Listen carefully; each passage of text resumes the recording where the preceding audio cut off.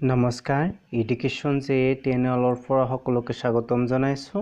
আজি আমি আলোচনা কৰিম HS first year subject Assamese. ইয়াৰ কিছুমান প্ৰশ্ন আছে, উত্তৰসহ আপোনালোকৰ লগত আলোচনা কৰিম। ভিডিঅ'খন শেষলৈকে চাব। 1 নম্বৰ দিয়া আছে, তলৰ প্ৰশ্নবোৰৰ উত্তৰ লিখা। যিকোনো 5টা, প্ৰতিটোৰ কাৰণে আপোনালোকে পাব 1 মাৰ্ক, 5টা কৰিলে 5 মাৰ্ক পাব। ক নম্বৰ, ছপাখানা আৰু কাগজ কোন দেশৰ আৱিষ্কাৰ? আপোনালোকে 40 নম্বৰত গ'লে পাই যাব। ইয়াৰ উত্তৰ হ'ব চীন দেশ। 40 নম্বৰত আহিছোঁ আমি। ইয়াতে আপোনালোকে চাব, এইখিনিতে উল্লেখ কৰিব পাৰি যে চীন দেশত পুৰণি কালৰে পৰা জ্ঞানৰ সমাদৰ আৰু ছপাখানা আৰু কাগজ এই দেশৰ আৱিষ্কাৰ। আপোনালোকে কি লিখিব? চীন দেশ লিখিব। তাৰ পিছৰ প্ৰশ্ন খ নম্বৰ, গৰুৰ স্থান আজিৰ যুগত কিহে গঢ়ি লৈছে? মানে আগতে কি আছিলে? গৰু আছিলে, শিক্ষক আছিলে। শিক্ষকে যি শিকাইছিলে তাকে ল'ৰা ছোৱালী শিকিছিলে। এতিয়া সেই গৰুৰ যিটো স্থান অলপ কমি আহিব ধৰিছে, বা গৰু তেনেকুৱা নাই। এনে মাষ্টৰসকল আছে, টিচাৰসকল আছে, সিহঁতকে আমি গৰু বুলি কওঁ। তথাপি আগৰ যিটো প্ৰথা আছিলে এইটো নোহোৱা হৈ পৰিছে। এইটো কিহৰ কাৰণে হ'ল? এইটো বৰ্তমান সময়ত কিতাপ ওলোৱাৰ কাৰণে এই গৰুৰ স্থান যিটো আছে এইটো নোহোৱা হৈ পৰিল। আপোনালোকে কিতাপ লিখিব। গ নম্বৰ, এডৱাৰ্ড গিবনে অধ্যয়ন কৰা কলেজখনৰ নাম কি? আপোনালোকে অক্সফৰ্ড লিখিব। পেজ নম্বৰ কিমানত যাব? 50ত গ'লে আপোনালোকে ইয়াৰ উত্তৰটো ধুনীয়াকৈ পাই যাব। এয়া 50 নম্বৰ। 50 নম্বৰত দিয়া আছে, ইয়াতে 15 বছৰ বয়সত তেওঁ কি কৈছিল? অক্সফৰ্ডত মেকডালেণ্ড কলেজত কি হৈছিল? ভৰ্তি হয়। কিমান বছৰত? বছৰৰ কথা কোৱা নাই, কলেজৰ কথা কৈছে। আপোনালোকে কি লিখিব? অক্সফৰ্ড মেকডালেণ্ড কলেজত কি হৈছিল? ভৰ্তি হৈছিল। অক্সফৰ্ড লিখিলে হৈ যাব আপোনালোকৰ। তাৰপিছৰ প্ৰশ্ন, হোমেন বৰগোহাঞিদেৱে কোনখন উপন্যাসৰ বাবে সাহিত্য একাডেমী বঁটা লাভ কৰিছিল? ইয়াৰ কাৰণে আপোনালোকে যাব পেজ নম্বৰ 49ত। এয়া 49ত দিয়া আছে, ধুনীয়াকৈ চাই লওক বন্ধুসকল। ইয়াতে দিয়া আছে, 1978 চনত পিতা পুত্ৰ উপন্যাসৰ বাবে তেওঁ কি কৰাইছিল? সাহিত্য একাডেমী বঁটা লাভ কৰে। কিহৰ কাৰণে? পিতা পুত্ৰ উপন্যাসৰ কাৰণে কাক দিয়া হৈছিলে? হোমেন বৰগোহাঞিক সাহিত্য একাডেমী বঁটা দিয়া হৈছিলে। তাৰপিছৰ প্ৰশ্ন, এডৱাৰ্ড গিবনে ৰচনা কৰা প্ৰখ্যাত গ্ৰন্থখনৰ নাম লিখিব দিছে। এডৱাৰ্ড গিবনে কি কৈছিলে? দুটামান গ্ৰন্থ লিখিছিলে বিখ্যাত। এই গ্ৰন্থখনৰ নাম লিখিব দিছে। পেজ নম্বৰ আপোনালোকে কি কৰিব? 56 নম্বৰত যাব, 56ত যাব। এয়া 56ত ধুনীয়াকৈ ইয়াতে পাব। এয়া গিবনৰ কি আছে? বিখ্যাত গ্ৰন্থ আছে ইয়াত। তেওঁৰ অমৰ কীৰ্তি হ'ল the history of the decline and ফল অৱ দ্য ৰোমান এম্পায়াৰ। এইটো লিখিব লাগিব আপোনালোকে। চাই লিখি ল'ব। তাৰপিছৰ প্ৰশ্ন বন্ধুসকল, সুস্থ শৰীৰ এটা জাতিৰ বাবে কি? সুস্থ শৰীৰটো জাতিৰ বাবে কি হ'ব পাৰে? পেজ নম্বৰ আপোনালোকে 86 ওলাই ল'ব। 86 ওলালে ইয়াৰ উত্তৰটো আপোনালোকে ধুনীয়াকৈ পাই যাব। পেজ নম্বৰ এয়া 86 দিয়া আছে, চাই ল'ব বন্ধুসকল। সুস্থ শৰীৰে সুস্থ মন গঠন কৰে। সুস্থ শৰীৰে কি কৰে? সুস্থ মন গঠন কৰে। সুস্থ শৰীৰেই হৈছে একোটা জাতিৰ কি? অমূল্য সম্পদ। কি বুলি কৈছে? সুস্থ শৰীৰেই হ'ল আপোনালোকৰ কি? একোটা জাতিৰ অমূল্য সম্পদ। সুস্থ শৰীৰতহে সকলো হয়। কয় নহয়, সুস্থ শৰীৰতহে সুস্থ মনে কি কৰে? বিৰাজ কৰে। এনেকুৱা কথাও ইয়াতে কোৱাই আছে। তো অমূল্য সম্পদ বুলি কি কৰা হৈছে? গণ্য কৰা হৈছে। ইয়াৰ পিছৰ প্ৰশ্ন বন্ধুসকল, প্ৰথম আহোম ৰজাজনৰ নাম কি? চুহুংমুহুং দিহিঙীয়া ৰজা লিখিব আপোনালোকে। চুহুংমুহুং দিহিঙীয়া ৰজা। 2 নম্বৰ, তলৰ প্ৰশ্নবোৰৰ উত্তৰ লিখা। যিকোনো 3টা লিখিব আপোনালোকে। প্ৰতিটোৰ কাৰণে আপোনালোকে 3 মাৰ্ককৈ পাব। 2টা কৰিলে 6 মাৰ্ক পাব। ইয়াতে 4টা দিয়া আছে। 4টাৰ পৰা আপোনালোকে কেইটা কৰিব লাগিব? ইয়াতে 3টা কৰিব দিছে। 3টা কৰিব লাগিব। প্ৰতিটোৰ কাৰণে 2 মাৰ্ককৈ পাব। ক নম্বৰ, হেলেন কেলাৰৰ আত্মজীৱনী থকা কি থকাই নহয় এইটো কথাই হ'ব মানুহক কিতাপ অধ্যয়নৰ বাবে অনুপ্ৰাণিত কৰিছিলে। পেজ নম্বৰ আপোনালোকে 42 যদি ওলাই লয় তেতিয়াহ'লে ধুনীয়াকৈ ইয়াৰ উত্তৰটো পাই যাব। ইয়াৰ পেজ নম্বৰ 42 42ত ইয়াৰ উত্তৰটো ধুনীয়াকৈ দিয়া আছে। ইয়াৰ পৰা লিখিব আপোনালোকে, মই দেখাই আছোঁ। হেলেন বুলি লিখা আছে ইয়াতে। হেলেন কেলাৰে কেঁচুৱাতে দৃষ্টিশক্তি আৰু শ্ৰৱণ শক্তি হেৰুৱাইছিল। তেওঁ কলা মানুহৰ কাৰণে বিশেষকৈ সজাগ কিতাপহে পঢ়িব পাৰে। অথচ এইগৰাকী মহিলাই সাহিত্যৰ প্ৰতি এনেধৰণৰ প্ৰীতি প্ৰকাশ কৰিছে। কি বিপৰীত কথা! তুমি খন্তেক ৰলা, মন্তব্যখিনিৰ মৰ্ম বুজিবলৈ চেষ্টা কৰিলা। এই কিতাপ চোৱাই পাগলিয়াই হজম কৰা, এনেকুৱাকৈ কি কৈছে হেলেনে লিখিছিল। দৃষ্টি নথকা স্বত্বেও পঢ়িব পাৰিছিল, ধুনীয়াকৈ লিখিব পাৰিছিলে। তো ইয়াৰ পৰা আপোনালোকে ইমানলৈকে লিখিব।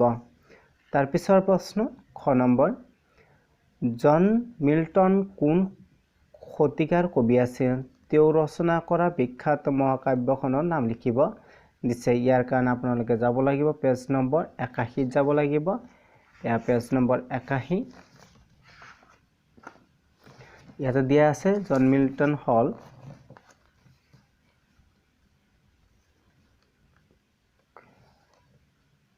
পেজ নম্বৰত যাব লাগিব আপোনালোকে 56। 56 জন মিল্টন হ'ল লিখা আছে ইয়াতে। মিল্টন আৰু পেৰাডাইজ লষ্ট। জন মিল্টনৰ জন্ম হৈছিলে কিমান চনৰ? 1600 ইমান দিয়া আছে। ইংৰাজী সাহিত্যৰ এগৰাকী প্ৰসিদ্ধ কবি। পেৰাডাইজ লষ্ট তেওঁৰ দেখি অমৰ মহাকাব্য। এখন কাব্যৰ নাম লিখিব দিছে, আপোনালোকে লিখিব পেৰাডাইজ লষ্ট। তো অমিত্ৰাক্ষৰ চন্দ্ৰ এই মহাকাব্য ৰচিত। মিল্টনৰ গদ্যশৈলীৰ আকৰ্ষণীয়। আপোনালোকৰ কি কৈছে ইয়াতে যে জন মিল্টন কোন শতিকাৰ কবি আছিলে? ইয়াতে দিয়া আছে, ইয়াতে চনটো দিয়া আছে, সেই হিচাপত লিখিব। এগৰাকী প্ৰসিদ্ধ কবি আছিলে।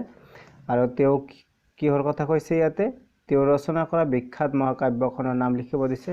এইটো লিখিব আপোনালোকে পেৰাডাইজ লষ্ট বুলি লিখিব। তাৰপিছৰ প্ৰশ্ন, ধূপ খেলৰ প্ৰচলন ক'ত কেনেকৈ হৈছিল বৰ্ণনা কৰিব দিছে। এইটো কাৰণে পেজ নম্বৰ যাব লাগিব আপোনালোকে 81। এয়া 81 অলপ ডাঙৰ হ'ব এইটো। ধূপ খেলৰ কথা কৈছে ইয়াতে।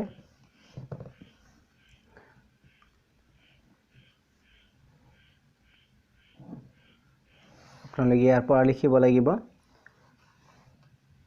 যে এই সময়ৰ আন এবিধ প্ৰিয় খেল হ'ল ধূপ। এনেকৈ লিখি আপোনালোকে কিমানলৈ আহিব লাগিব? ধূপ খেলৰ কথা কৈছে এই পৰালৈকে আহিব লাগিব। মই দেখাই আছোঁ আপোনালোকক। ইয়াৰ পৰা আৰম্ভ কৰি আপোনালোকে ইমানলৈকে আহিব লাগিব। আহিলে আপোনালোকৰ উত্তৰটো হৈ যাব। তাৰপিছৰ প্ৰশ্ন বন্ধুসকল, এজ অফ ৰিজনছ নামৰ গ্ৰন্থখন কোনে কেতিয়া ৰচনা কৰিছিলে? এজ অফ ৰিজনছৰ কথা কৈছে। পেজ নম্বৰ কিমানত যাব লাগিব আপোনালোকে? 57ত যাব লাগিব। গ'লে ধুনীয়াকৈ উত্তৰটো আপোনালোকে পাই যাব। এয়া এজ অফ ৰিজন। টমাছ পেইনৰ দ্বাৰা ৰচিত এখন কি বিখ্যাত গ্ৰন্থ? কি আছে আপোনালোকৰ প্ৰশ্নত? যে এজ অফ ৰিজন নামৰ গ্ৰন্থখন কোনে কেতিয়া ৰচনা কৰিছে? কোনে আৰু কেতিয়া?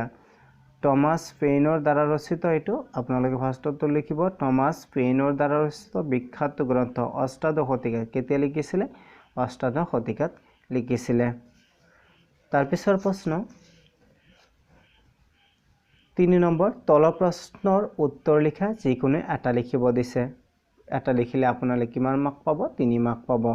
3টা দিয়া আছে, এটা লিখিলে হ'ব। আনন্দৰাম ঢেকিয়াল ফুকনে বিদ্যা আৰু জ্ঞান সন্দৰ্ভত অসমীয়া মানুহক কোৱা কথাখিনি বিশ্লেষণ কৰিব দিছে। যে আনন্দৰাম ঢেকিয়াল ফুকনে অসমীয়া মানুহৰ কাৰণে কি কৈছিলে? পেজ নম্বৰ 43ত গ'লে আপোনালোকে ধুনীয়াকৈ ইয়াৰ উত্তৰটো পাই যাব।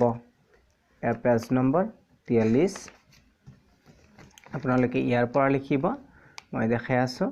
এয়া আনন্দৰাম ঢেকিয়াল ফুকনে মন্তব্য কৰিছে। আপোনালোকে এনেকৈ কি কৰিব? ইমানলৈকে আহিব। সেই মোৰতো অসমীয়া মিত্ৰসকল, বিদ্যা যেনেকৈ ইহকালত উপকাৰক আন একো তেনে নহয়, কিন্তু যদি সভ্য আৰু সুখী হ'ব খোজা তেন্তে কৃষি আৰু শিল্প কৰ্মত ইংৰাজৰ দৰে পাৰ্গত হ'বলৈ পুৰুষাৰ্থ কৰা। তোমালোক নিশ্চয়তো অজ্ঞাত আৰু সেই বিদ্যাৰ ভূ নোপোৱাত আৰু জানিবলৈ শ্ৰম নকৰা। অৰ্থাৎ বিদ্যা আৰু জ্ঞানেই উন্নতিৰ মূল। কোনো বিষয়ে নাজানিলে জানো সেই বিষয়ত হাত দিব পাৰি? এনেকৈ কোনে কৈছে? আনন্দৰাম ঢেকিয়াল ফুকনে কৈছিলে। আপোনালোকে ক'ৰ পৰা লিখিব? ইয়াৰ পৰা আৰম্ভ কৰি ইমানলৈকে লিখিব। 3 মাৰ্ক আছে, অলপ লিখিব লাগিব। তাৰপিছৰ প্ৰশ্ন, এডৱাৰ্ড গিবনৰ চমু পৰিচয় দিব দিছে। এডৱাৰ্ড গিবনৰ চমু পৰিচয় দাঙি ধৰা। পেজ নম্বৰ কিমানত যাব লাগিব? 56ত যাব লাগিব। 56ত গ'লে ধুনীয়াকৈ উত্তৰটো আপোনালোকে পাই যাব। এয়া হ'ল এডৱাৰ্ড গিবন। এই গিবনৰ বিষয়ে ইয়াতে দিয়া আছে। আপোনালোকে ইয়াৰ পৰা কি কৰিব? চমু টোকা তেওঁৰ বিষয়ে লিখিব। চাই কৈ দিলে এনেই সময়খিনি আপোনালোকৰ যাব। তাৰপিছৰ প্ৰশ্ন, গ নম্বৰ, ইণ্ডিজেনাছ গেমছ কোনে ক'ত আৰু কেতিয়া অনুষ্ঠিত কৰিছিল?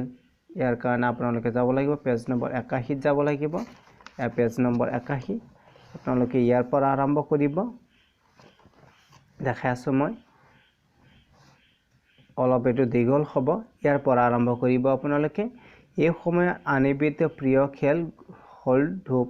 এবাৰ লিখিছিলে আপোনালোকে, ইমানলৈকে লিখিছিলে। এতিয়া আপোনালোকে ইমানলৈকে লিখিলে নহ'ব, ইমানলৈকে লিখিব লাগিব। আপোনালোকে ইমানলৈকে কি কৰিব?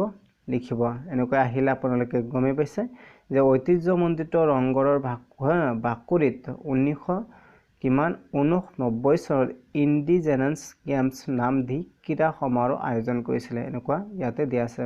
নহ'লে আপোনালোকে ইমানলৈকে লিখিলেও হ'ব, ইমানলৈকেই লিখিব।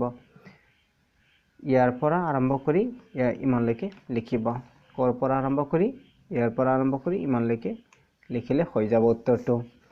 তাৰপিছৰ প্ৰশ্ন বন্ধুসকল, 4 নম্বৰ, তলৰ প্ৰশ্ন উত্তৰ লিখা যিকোনো এটাৰ বিষয়ে লিখিব দিছে। ইয়াৰ কাৰণে 4 মাৰ্ক আছে। 2টা দিছে, এটা লিখিলে হ'ব যে আহোম যুগত কোন ৰজাৰ দিনত ক্ৰীড়াই সৰ্বাধিক পৃষ্ঠপোষকতা লাভ কৰিছিল বা পাইছিলে? তেওঁৰ খেলৰ প্ৰতি থকা যোগ কেনেদৰে বা মুখ হ'ব এইটো কেনেদৰে প্ৰকাশ পাইছিলে? তাৰ এইটো চমু বৰ্ণনা দিব দিছে। 4 মাৰ্ক আছে, অলপ লিখিব লাগিব বেছিকৈ। ইয়াৰ কাৰণে আপোনালোকে পেজ নম্বৰ 80ত যাব লাগিব। এয়া পেজ নম্বৰ 80। ইয়াত আপোনালোকে চাই লওক, ধুনীয়াকৈ উত্তৰটো আপোনালোকে পাই যাব। এয়া আহোম যুগৰ ক্ৰীড়াই সৰ্বাধিক পৃষ্ঠপোষকতা পাইছে স্বৰ্গদেউ ৰুদ্ৰসিংহৰ দিনত। প্ৰথমতে লিখিব দিছে কাৰ দিনত? স্বৰ্গদেউ ৰুদ্ৰসিংহ বুলি আপোনালোকে লিখিব। ইয়াতে আপোনালোকে 1 মাৰ্ক পাই যাব। তাৰপিছত কেনেকুৱাকৈ কাম কৰিলে আপোনালোকে এনেকৈ চাই ল'ব। আহোম ৰাজ্যৰ বিভিন্ন অঞ্চলত পুখুৰী খান্দি জলক্ৰীড়াৰ প্ৰতি সাঁতোৰ আদি জনসাধাৰণক আকৃষ্ট কৰিছিল। অৱশ্যে তেওঁ পেভিলিয়ন সদৃশ মঞ্চ নিৰ্মাণ কৰিও খেলৰ প্ৰতি থকা তেওঁৰ মুখ প্ৰকাশ কৰিছিল। এনেকৈ আপোনালোকে কি কৰিব লাগিব? আহিব লাগিব। আহি আপোনালোকে কি কৰিব? এইফালে অলপ আছে, 2টা শাৰী আছে। এই 2টা শাৰীলৈকে আপোনালোকে লিখিব, ইমানলৈকে লিখিব। যদি বিচাৰে এইফালেও লিখিব পাৰে। 4 মাৰ্কৰ কাৰণে যিমান লিখিব লাগে আপোনালোকে লিখিব। তাৰপিছৰ প্ৰশ্ন বন্ধুসকল, চাই ল'ব। খ নম্বৰ, এডৱাৰ্ড গিবনে ক'ত কিদৰে শিক্ষা গ্ৰহণ কৰিছিল বুজাই লিখিব দিছে। ইয়াৰ কাৰণে পেজ নম্বৰ 50ত যাব লাগিব আপোনালোকে। পেজ নম্বৰ 50 ইয়াতে দিয়া আছে যে এডৱাৰ্ড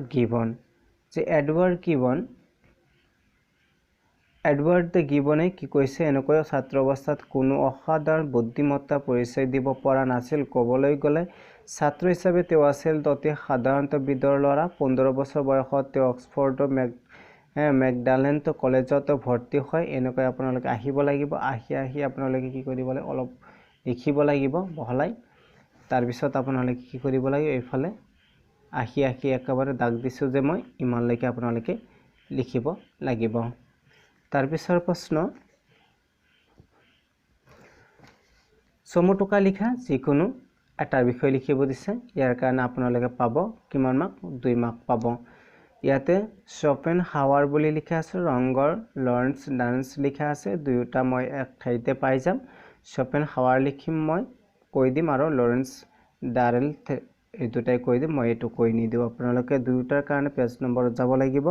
56 দিয়া আছে এয়া এটা হ'ল কি শপেনহাৱাৰ শপেনহাৱাৰৰ বিষয়ে আপোনালোকে ইয়াৰ পৰা চাই লিখিব তাৰপিছত কি দিয়া আছে লৰেন্স ডাৰেল দিয়া আছে লৰেন্স ডাৰেলৰ বিষয়ে আপোনালোকে চমুটকা লিখিব এয়া লৰেন্স ডাৰেল ইয়াৰ পৰা চমুটকা লিখিব তাৰপিছৰ প্ৰশ্ন বন্ধুসকল 6 নম্বৰ তলৰ প্ৰশ্নবোৰৰ উত্তৰ লিখা যিকোনো 5টা বিষয় লিখিব দিছে প্ৰতিটোৰ কাৰণে পাব আপোনালোকে 1 মাৰ্ক 5টা হ'লে 5 মাৰ্ক পাব ক নম্বৰ প্ৰথম অসমীয়া ৰোমান্টিক গীতি কবিতাটোৰ নাম লিখিব দিছে ইয়াৰ কাৰণে আপোনালোকে যাব লাগিব পেজ নম্বৰ 140ত যাব লাগিব পেজ নম্বৰ 140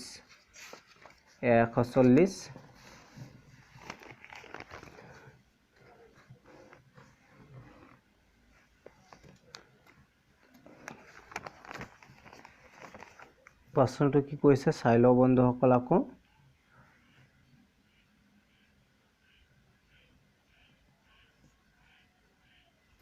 প্ৰশ্নটো প্ৰথম অসমীয়া ৰোমান্টিক গীতি কবিতাটোৰ নাম লিখিব দিছে প্ৰথম অসমীয়া কি গীতি কবিতাটোৰ নাম হ'ল পেজ নম্বৰ 140 ওলাইছো ইয়াতে আপোনালোকে পাই যাব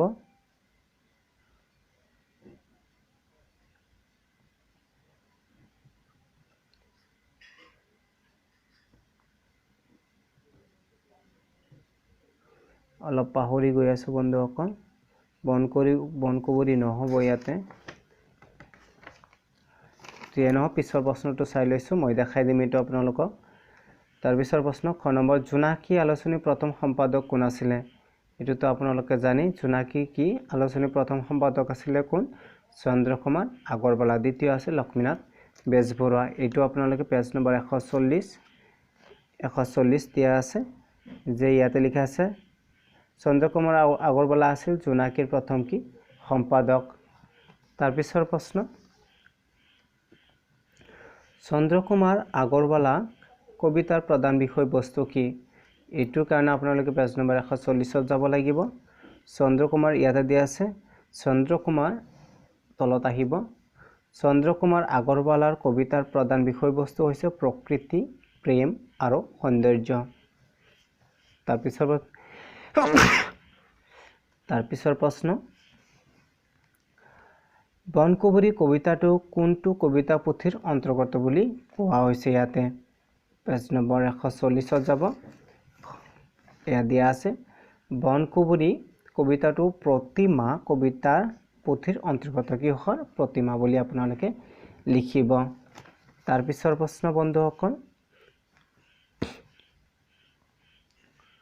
তাৰ পিছৰ প্ৰশ্ন হ'ল দেৱকান্ত বৰুৱা অসমীয়া কাব্য জগতত কি কবি হিচাপে জনাজাত দেৱকান্ত বৰুৱা যিজন আছে এজনক কি হিচাপত জনা যায় 149ত যদি যায় আপোনালোকে ইয়াৰ উত্তৰটো পাই যাব 149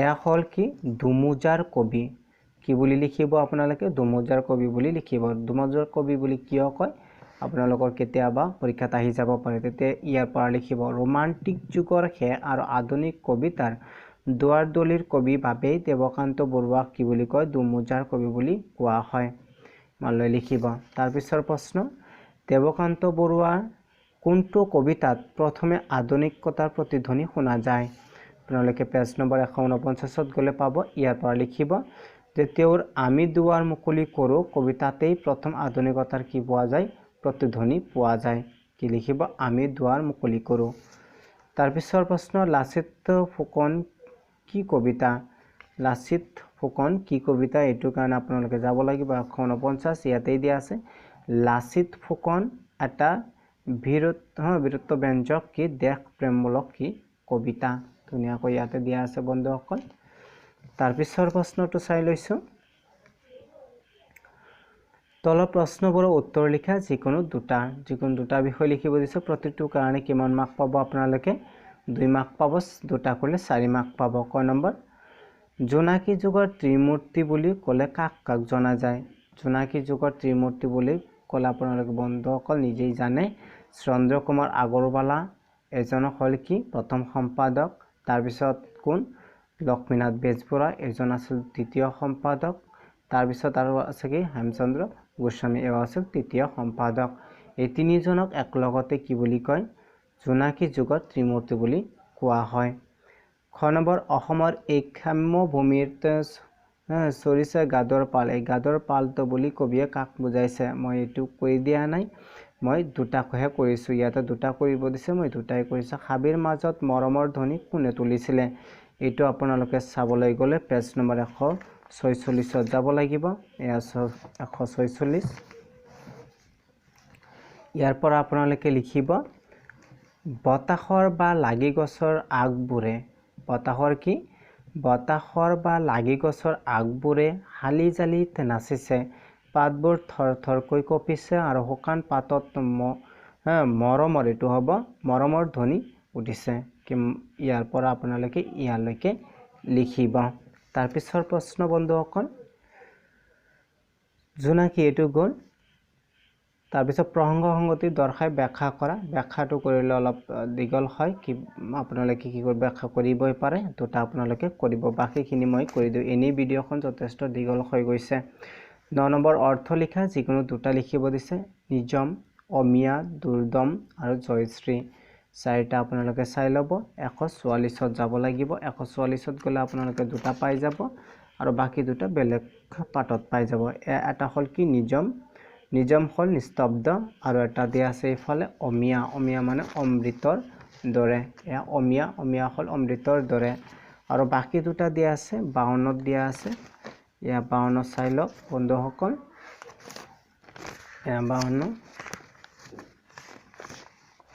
দিয়া আছে দুটা এটা হল জয়শ্ৰী এয়া জয়শ্ৰী মানে কি কৈছে ইয়াতে শত্ৰুক পৰাজয় কৰাৰ পৰা হোৱা সৌভাগ্য বা মান তাৰ পিছত দুৰ্দম দিয়া আছে অতি পৰাক্ৰমী বা দুৰ্দৰ্শ বুলি লিখা আছে তাৰ পিছৰ প্ৰশ্ন 10 নম্বৰ তলৰ প্ৰশ্নবোৰ উত্তৰ লিখা তলত যিকেইটা প্ৰশ্ন আছে এইকেইটা উত্তৰ লিখিব দিছে আপোনালোকৰ প্ৰতিটোৰ কাৰণে 1 মাৰ্ক পাব 4টা কৰিব লাগিব 4 মাৰ্ক পাব আপোনালোকে অসমীয়া সাহিত্যৰ সৰ্বাধিক চুটি গল্পৰ ৰচক কোন যদি জনক কয় তেতিয়া হলে আপোনালোকে লক্ষ্মীনাথ বেজবৰুৱাৰ নাম লিখিব ইয়াতে সৰ্বাধিক বুলি কৈছে যে কোনে সৰ্বাধিক চুটি গল্প লিখিছিলে তেতিয়া হলে আপোনালোকে উত্তৰটো দিব সৈয়দ আব্দুল মালিকৰ নামটো দিব লাগিব খ নম্বৰ সৈয়দ আব্দুল মালিকৰ প্ৰকাশিত প্ৰথম চুটি গল্প সংকলনৰ নাম লিখিব দিছে ইয়াৰ কাৰণে যাব লাগিব আপোনালোকে পেজ নম্বৰ 106 যাব লাগিব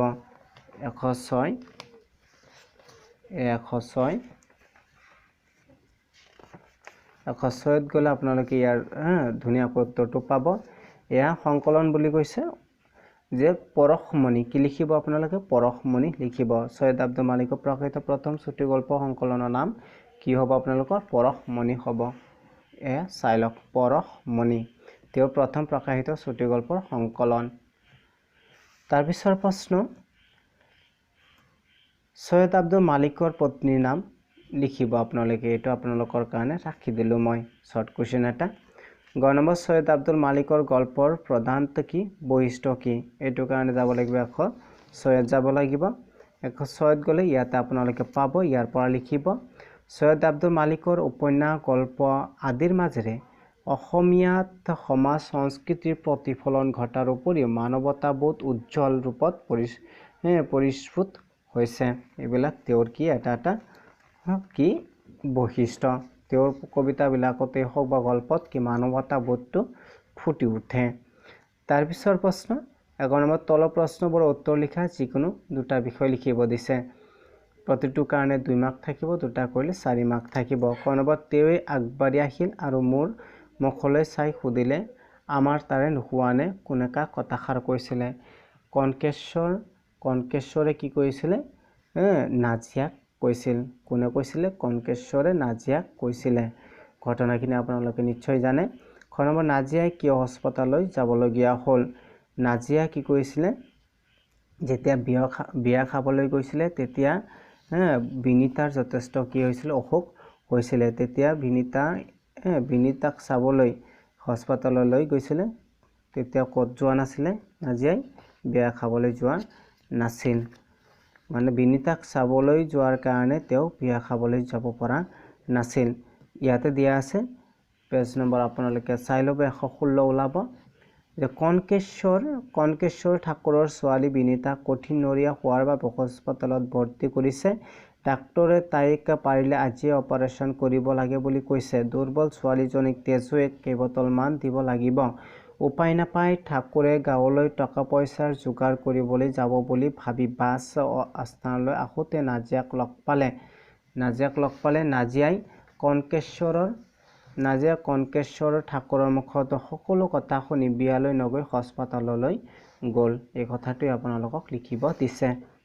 তাৰপিছত আমাৰ দুজন একেলগে বিয়ালৈ যোৱাটো উচিত নহ'ব।